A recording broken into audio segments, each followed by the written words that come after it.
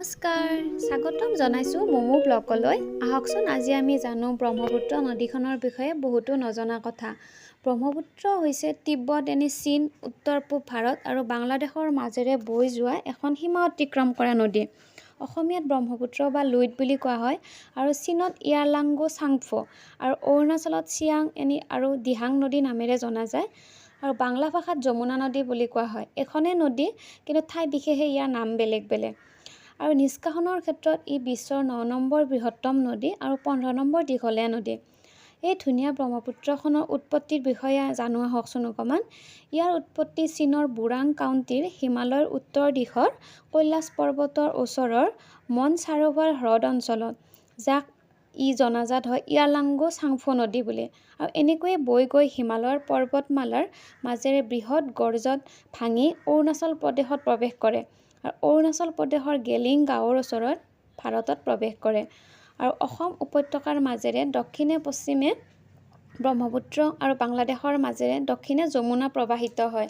আৰু এই বিশাল গংগা বদ্বীপত বাংলাদেশত ইয়াক পদ্মা নামেৰে জনাজাত আৰু এনেকৈ একত্ৰিত হৈ মেঘনাত পৰিণত হয় আৰু শেষত বংগ উপসাগৰত খালী হয়। এই ব্ৰহ্মপুত্ৰ নদীখন ৩,৯৬৯ কিলোমিটাৰ, ২,৪৬৪ মাইল দীঘল আৰু সৰ্বোচ্চ গভীৰতা হৈছে ১৩৫ মিটাৰ, ৪৪০ ফুট। এই ব্ৰহ্মপুত্ৰ নদীখন বিশ্বৰ বহুতকেইখন নদী নীল আমাজন নদীৰ ভিতৰত অন্যতম, যিয়ে জোৱাৰ ভাটাৰ বল প্ৰদৰ্শন কৰে। আৰু হিমালয়ৰ যেতিয়া বৰফ গলে তেতিয়া ব্ৰহ্মপুত্ৰত পানী বেছি হয় আৰু ইমানেই বেছি হয় যে ই বানপানী সৃষ্টি কৰি কাল ৰূপ ধাৰণ কৰে, যাৰ প্ৰকোপত বহুত মানুহ মৃত্যুমুখত পৰাৰ লগতে দিশহাৰা হৈ পৰে। এতিয়ালৈ বহু চাইণ্টিষ্টে ইটো ৰোধ কৰিব পৰা নাই। আচলতে আমাৰ এই ব্ৰহ্মপুত্ৰ নদীখনৰ এটা আচৰিত কথা, ইয়াৰ সোঁতটো সদায় তলেৰে বয়। আৰু অতিকৈ আমোদজনক কথাটো হৈছে ভাৰত উপমহাদেশৰ অধিকাংশ নদীয়ে নাৰী নামেৰে জনাজাত, কিন্তু তাৰ বিপৰীতে এই নদীৰ পুৰুষৰ এটা বিৰল নাম ব্ৰহ্মপুত্ৰ, ব্ৰহ্মাৰ পুত্ৰ ব্ৰহ্মপুত্ৰ, ব্ৰহ্মৰ পুত্ৰ হয়। আৰু এই ব্ৰহ্মপুত্ৰৰ ওপৰত বহুতকেইখন ব্ৰিজ হৈছে। তাৰ পুৰণা কেইখন হৈছে শৰাইঘাট দলং, নতুন শৰাইঘাট, নৰনাৰায়ণ, এনেকৈ আছে কেইখনমান। শৰাইঘাট দলংখন প্ৰথমতে পাণ্ডুৰ পৰা আমিনগাঁওলৈকে হৈছিলে, 1963ত অপেনিং হৈছিলে আৰু ইয়াৰ কিলোমিটাৰ আছিল ১,৪৯২। আৰু নতুন শৰাইঘাট আছে 1.49 কিলোমিটাৰ, পাণ্ডুৰ পৰা কামৰূপ গ্ৰাম্যলৈকে।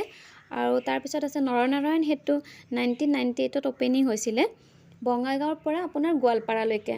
তাৰপিছত কলীয়া ভোমোৰা 1987ত হৈছিলে, 3 কিলোমিটাৰ হয়, কলিয়াবৰৰ পৰা তেজপুৰলৈকে। তাৰপিছত আছে ধলা শদিয়া নহয়, ভূপেন হাজৰিকা সেতু, য'ত আছে আপোনাৰ ধলা শদিয়ালৈকে। এইখন 2022ত অপেনিং কৰিছিলে। আৰু আছে বগীবিল আছে ধেমাজি ডিব্ৰুগড়লৈকে সংলগ্ন, 4.94 কিলোমিটাৰ।